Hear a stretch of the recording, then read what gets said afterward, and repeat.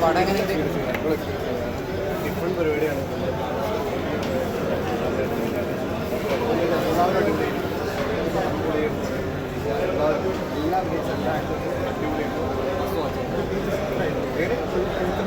Futures പടമാണ്. നമുക്ക് ഭയങ്കര കിട്ടുന്ന എക്സ്പീരിയൻസ് ചെയ്യണമെങ്കിൽ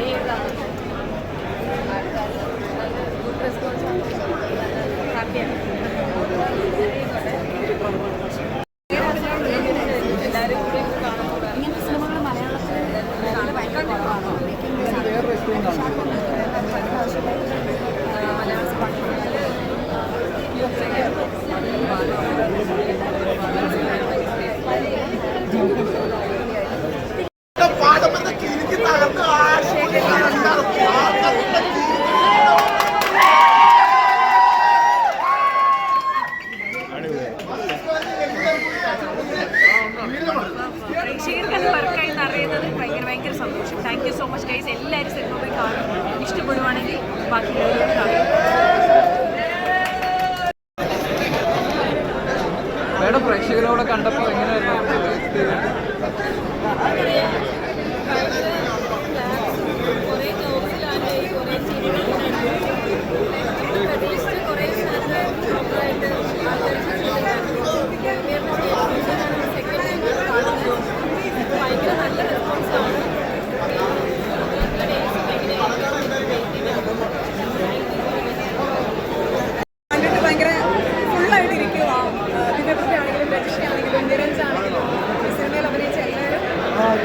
കൊടുത്തിട്ടുണ്ട്. നമ്മൾ ഇവരൊക്കെ കാണാത്ത വേറൊരു ഷെയ്ഡ് കണ്ടിട്ടുണ്ട്. DP-യിലൊക്കെ ഇങ്ങനെ ആദ്യമായിട്ടാണ് കാണുന്നത്.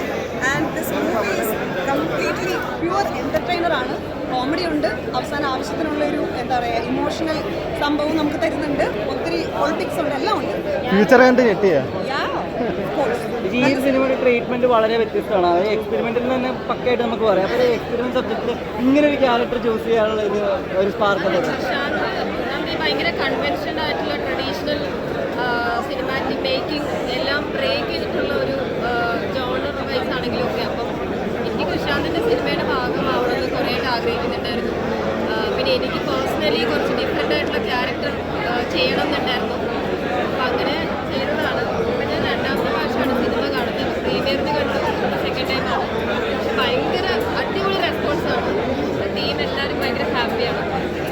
ഫ്യൂച്ചറിൽ ഇങ്ങനെയൊക്കെ ഒരു ഗെയിം വരാൻ സാധ്യതയുണ്ട്? ഉറപ്പായിട്ടും.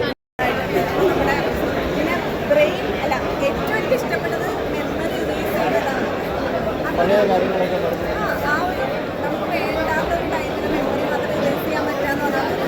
ലോജിക്കലി ഒന്ന് തിങ്ക് ചെയ്ത് നോക്ക്. അതൊക്കെ ഒരു വെറൈറ്റി ആയിട്ട്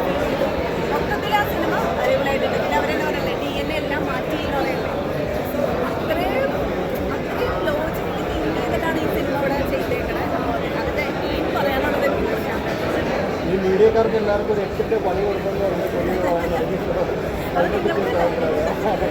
അതെനിക്ക് ഇഷ്ടമില്ല ഞങ്ങളെ ട്രോളുന്നത് നിങ്ങൾക്ക് ഇടയ്ക്ക് ഒരു ട്രോള് പക്ഷെ പടം കഴിഞ്ഞു ഭയങ്കര കിടലായിരുന്നു. എക്സ്പെഷ്യലി നിരഞ്ജനാണെങ്കിലും ബാക്കി എല്ലാവരും എല്ലാ ആക്ടേഴ്സും ദേശീയാണെങ്കിലും എല്ലാവരും ഭയങ്കര അടിപൊളി പെർഫോം ചെയ്തു. ഒരു മസ്റ്റായിട്ട് തിയേറ്ററിൽ കാണാൻ പുതിയ പരിപാടി കിട്ടുന്നൊരു പടമായിരുന്നു. എല്ലാവരും മസ്റ്റായിട്ട് കാണും. റീസണർ 25 റിലീസുണ്ട്. അതും എല്ലാവരും കാണണം. അത്ര തന്നെ